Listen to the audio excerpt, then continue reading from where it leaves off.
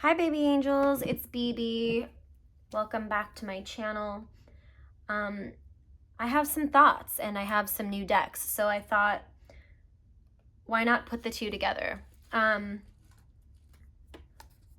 I did a few trades and I got a couple decks and and then I found a deck that I didn't have, I thought I didn't have, so let's do this. I have shown that I had the original size of the Gorgon's Tarot, which was a little bit bigger, but I did a trade with someone and they said that they had the smaller version, which is still large, which is good because I like it, but it's so cute.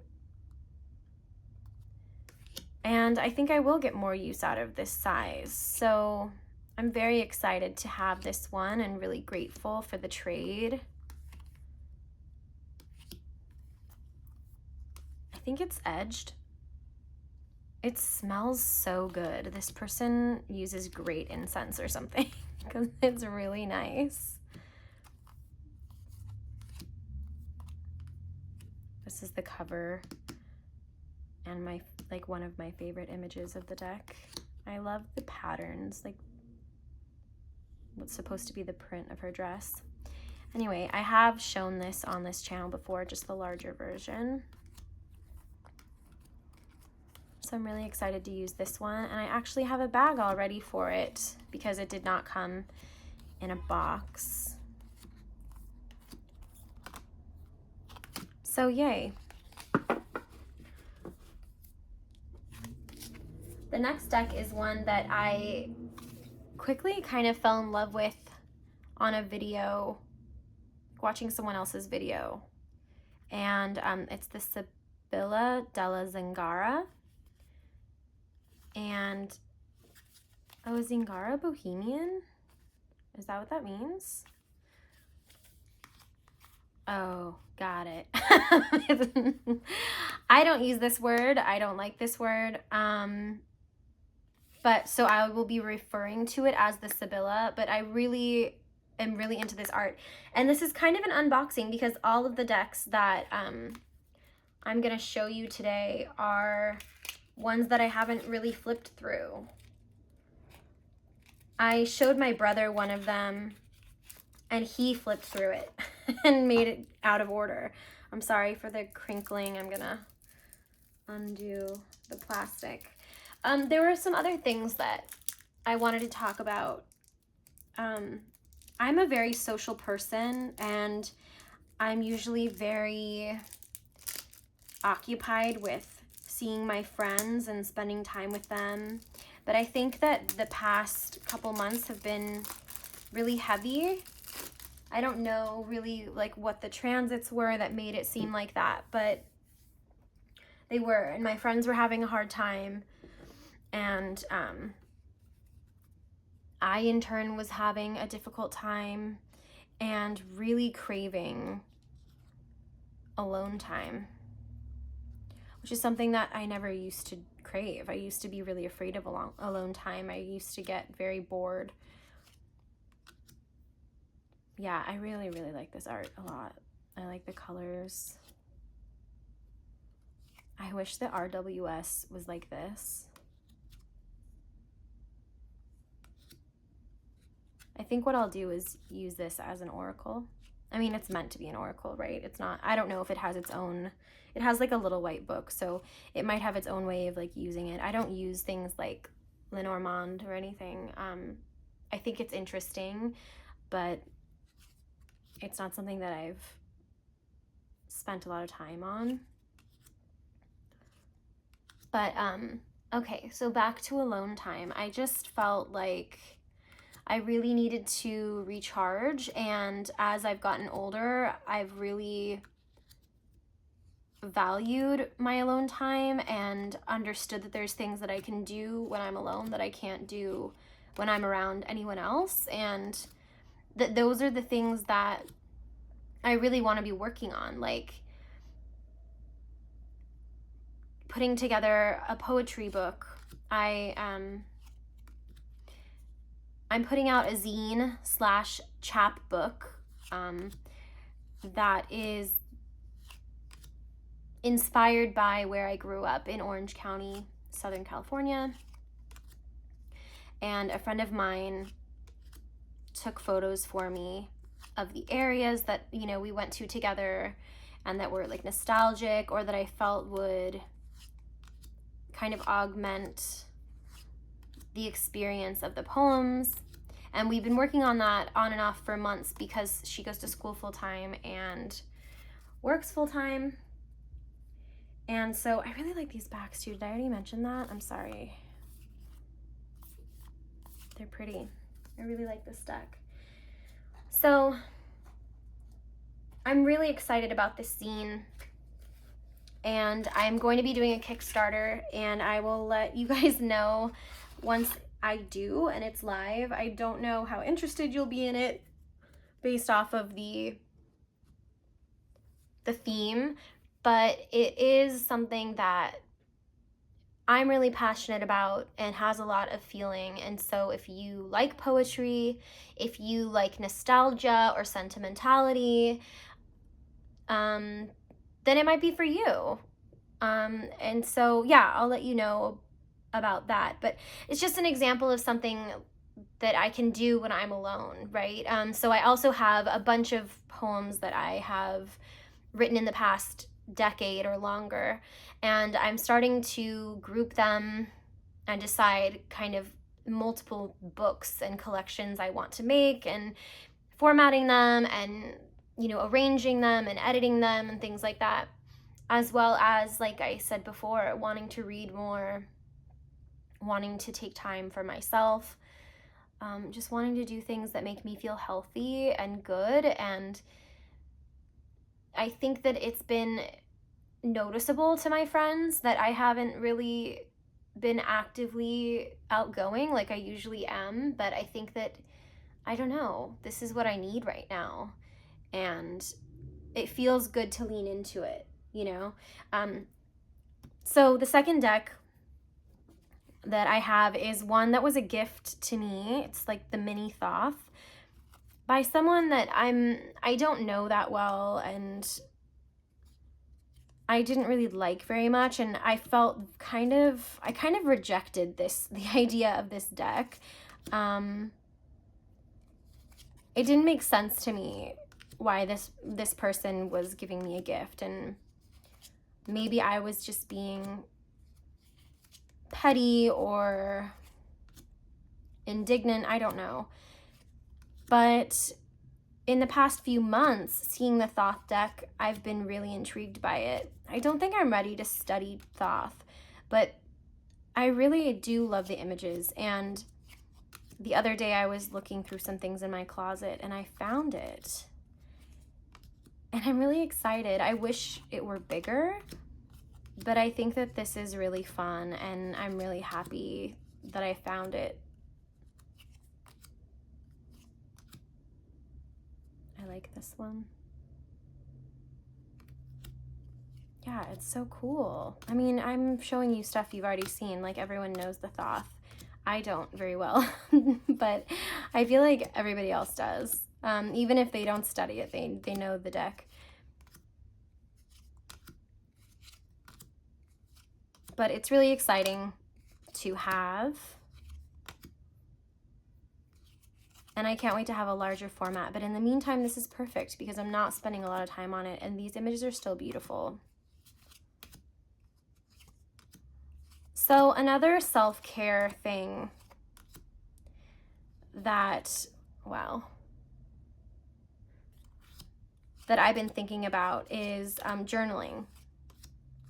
And the other day, I felt compelled to write something down, and I kind of thoughtfully chose my words because I've always been really conscious about how journals sound, and like this might seem very, I don't even know, like histrionic, but when people die and their journals are found, like say Kurt Cobain or Sylvia Plath, or, you know, people like that, they're so beautiful. Like the way that they write, even if they're writing about their everyday feelings or actions, like it's like poetry, right? And I always thought that my journaling just sounded like, this is what I did today. Like, this is how I feel. Like, I hate blah, blah, blah. Like, I just felt like it was so cheesy. And so the other day when I felt like I needed to write my feelings down, I tried not to look at it like a poet and try to like write a poem, but really thought, like, was deliberate in my phrasing and my word choices, and kind of wanted to come off with a little bit more maturity and sophistication in the way I was writing. And I kind of just let it flow, and then I kind of even got into like a metaphor for how I was feeling towards the end. And 45 minutes later I had written 2 pages full, and I reread it and felt like this is a poem, and it felt really, really good. And of course, naturally, it was easy to write because I was having like strong emotions. But it made me think about how I really need to start journaling more consistently, and not just when I'm having strong emotions, not just when I'm really sad or upset or feeling misunderstood, but if I'm having a happy day. Like I heard someone say recently, just the other day actually, I forget if it was something I was watching on TV or a tarot video or something, about, don't we want to remember the times when we're happy rather than just when we're sad? Like, if we want to look back and read our journals, is it just going to be a bunch of sad pages with maybe 6 months or 2 months of a gap in between? Yeah, I don't know, just thoughts that I'm having. Okay, so this next deck is the Tarot of the Secret Forest, and it was also a trade. And I had never heard of this one before. They offered it to me.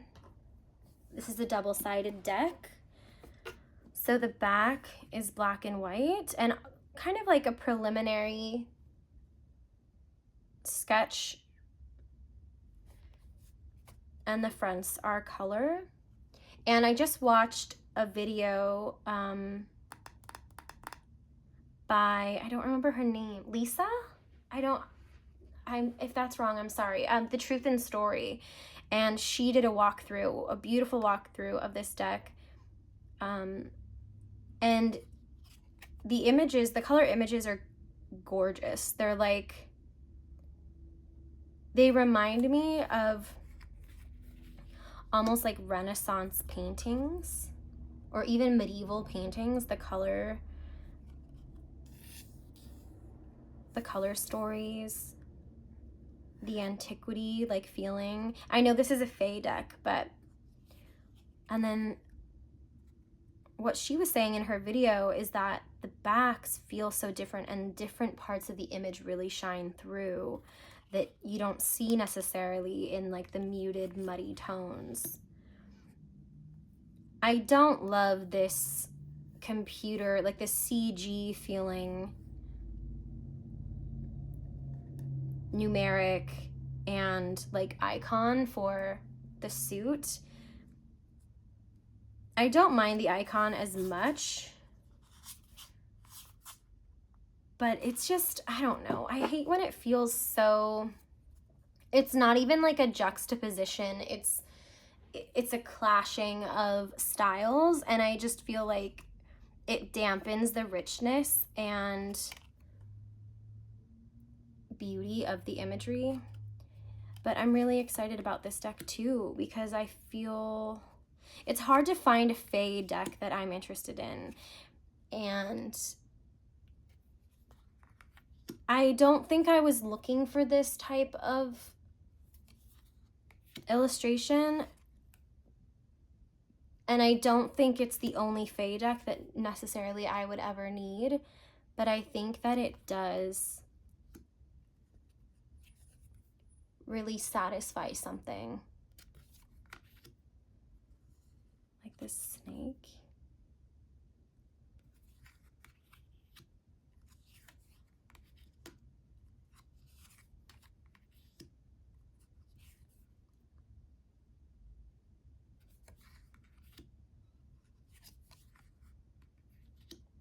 Like, I think this would be my answer to Shadowscapes. And Shadowscapes is beautiful, but it's not me. It's not really my thing. I loved fairies when I was a kid. My grandma gave me a fairy book, and I don't think I have it anymore, unfortunately.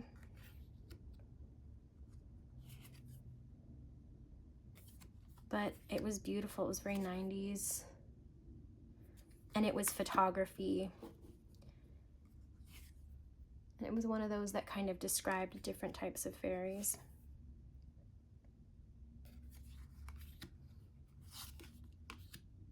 Wow.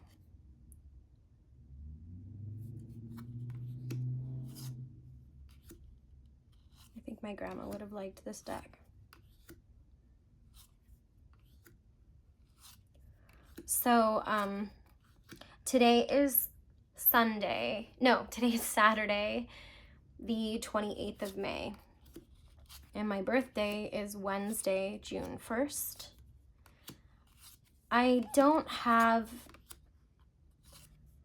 I think the red is less obtrusive, but I still think it doesn't go with the color pattern.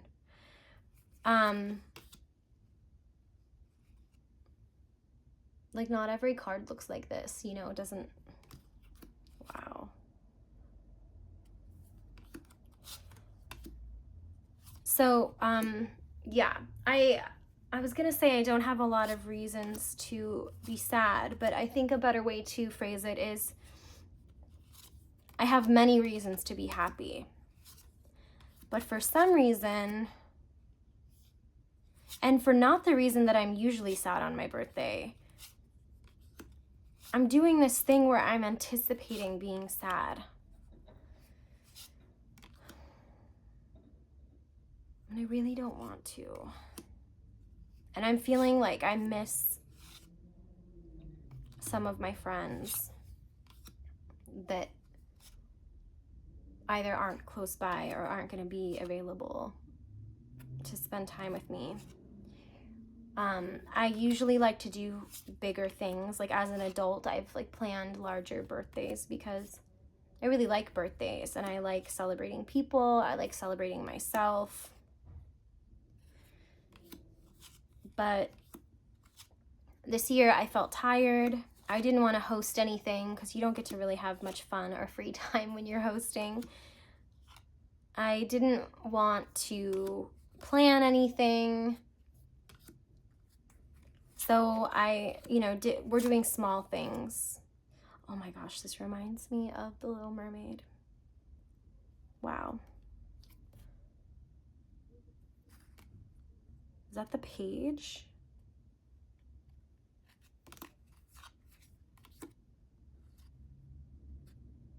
Yeah, a really beautiful deck. I'm really looking forward to using this. I wish it came with a bigger book. Let me know if there is a book about it.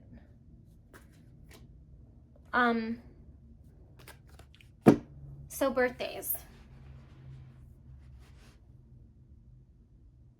I don't know what I was saying about it.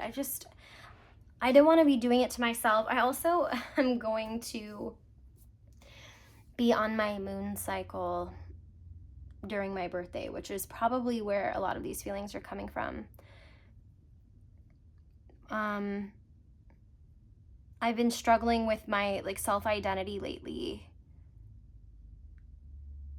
and struggling to feel good about myself, specifically physically, because I've been feeling really good about myself in other ways.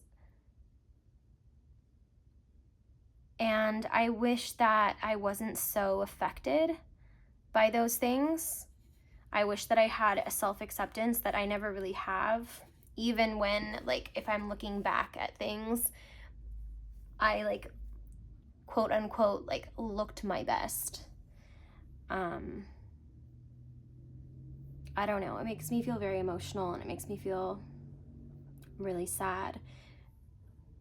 And then it makes me feel ashamed and silly and ungrateful. I think that I'm turning 36, and I think that birthdays feel like I feel neutral about turning 36, but in the past few years, especially in the middle of, you know, the Panda Express that we've been dealing with for the past couple years, I feel like I've aged physically a lot. And even before that, feeling that way. And it's very scary for someone who's vain like me.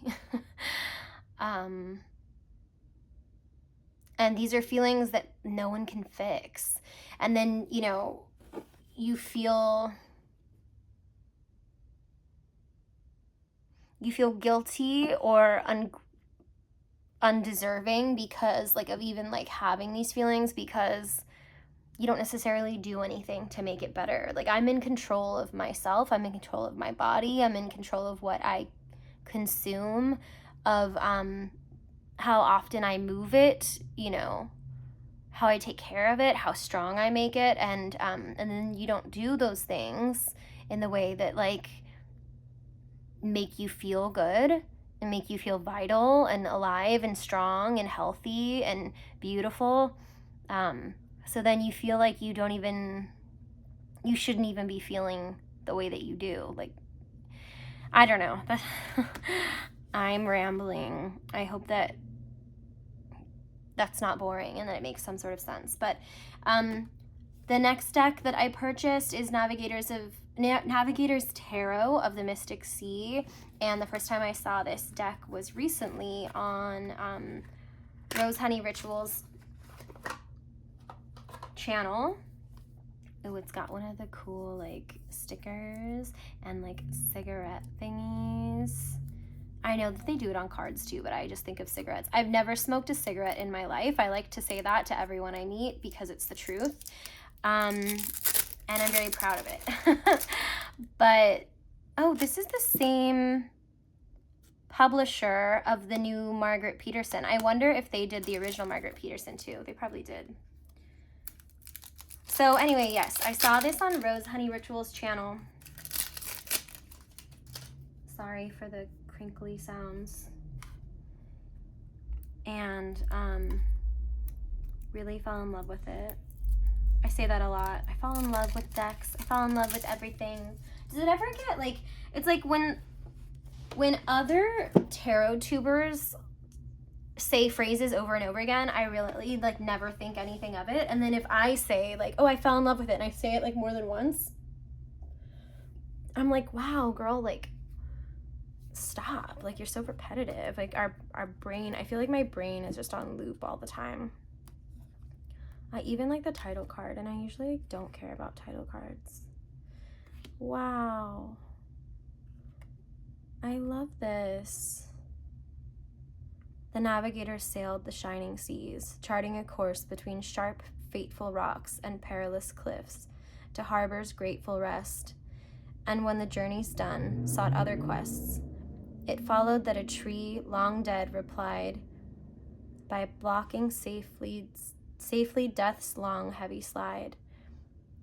The Navigator climbed across the wreck, sighting the eagle who was destined guide. The Navigator slept and saw a dream, a library of books set in the heavens, stretching beyond all logic, infinite, and to a special shelf was offered sight. A figure on the left removed a book, and in succeeding visions gave a look. The pages were all blank, to write anew, a fresh philosophy they undertook. The Navigator scried to learn this source. Hermes revealed the holy Kabbala.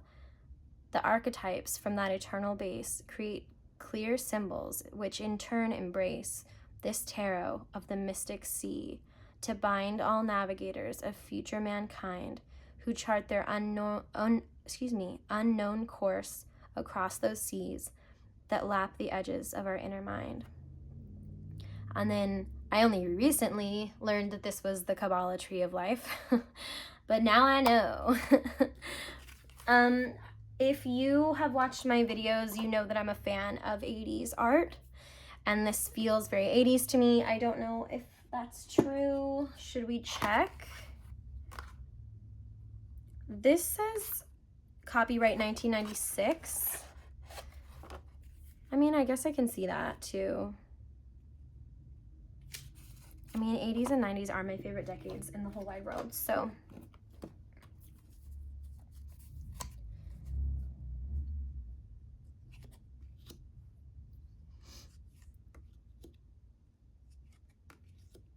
I love the white borders on these. When I first started reading tarot, I was really not into borders. I think that Tarot Tube was having kind of like an anti-border situation, and I had like totally got it, but framing is everything, and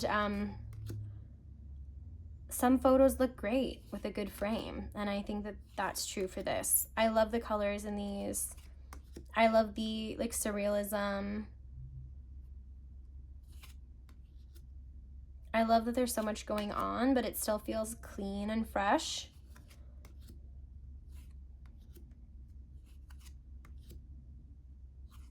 I really love the, what are these? Keywords.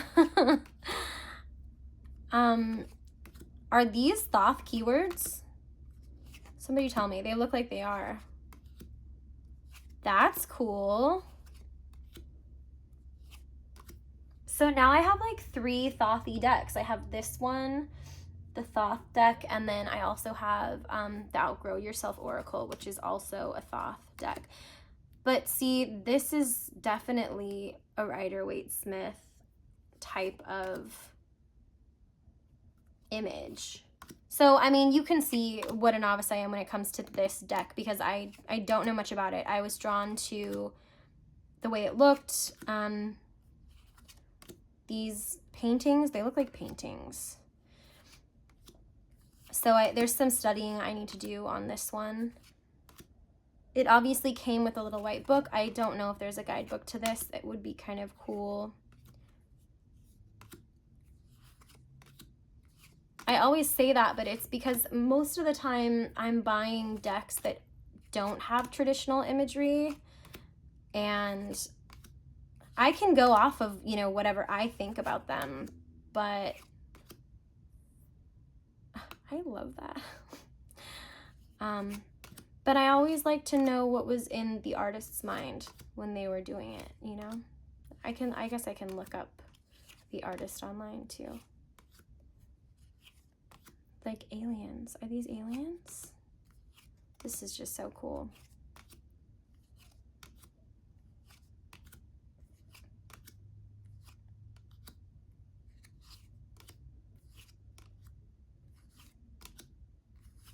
So I'm going to medieval times for my birthday.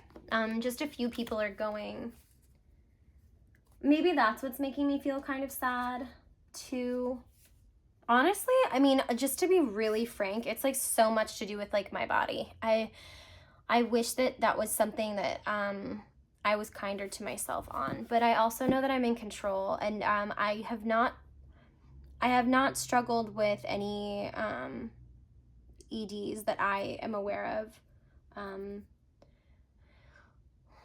But mentally, yeah, it's just a hard thing to deal with. Don't worry, I eat and I don't restrict myself in an unhealthy way. Actually, I'm planning on going to the gym today. If I don't, I will be working out from home. But yeah, and I'm sorry, disclaimer. I know this is a late disclaimer. I'll put one in the description that I know that it's a sensitive issue.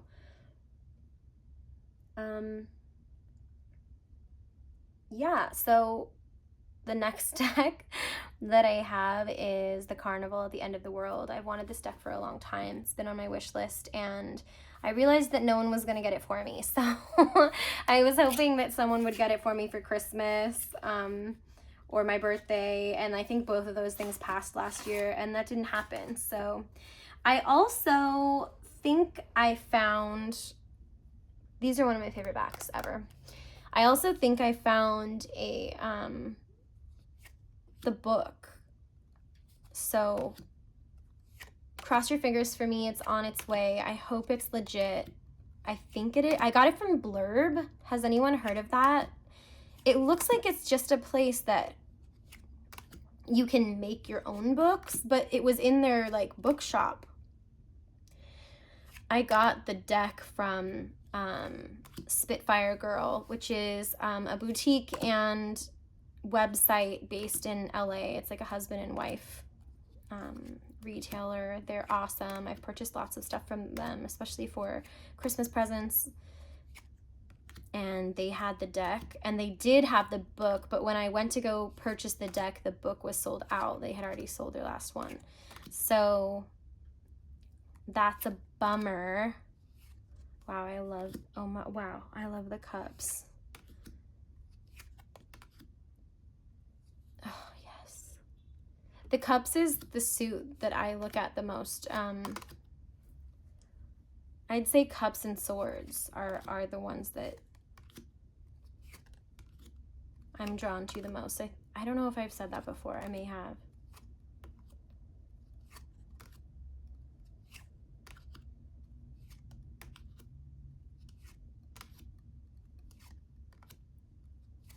This is one where you really have to do your work, right?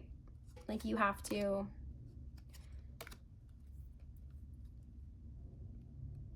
It's a good practice in intuition, I guess is what I mean. And they give you cues, you know, but it's up to you from there. I'm really excited to read the book. I hope it gets to me soon. I wanted to wait to make this video for a few more. I'm actually expecting a lot of decks right now, which is exciting and weird. They all just kind of the timing. A few decks were sent to me as a gift, but they haven't arrived yet, and I'm so grateful.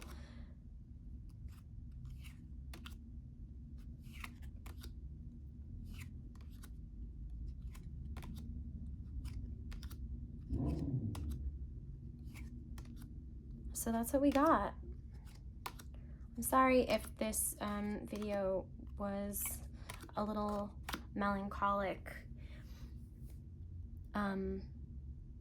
I didn't mean it to be, but I felt like sometimes it's important to talk about the things. Like, I feel like YouTube is the opposite of journaling for me.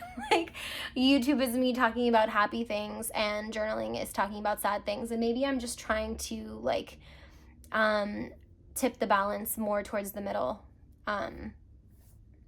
I still had fun making this video. I love talking to you guys and reflecting. Thank you so much for being here. Thank you for being curious. Thanks for being my friend. And you know what they say? My mom's coming, I gotta go.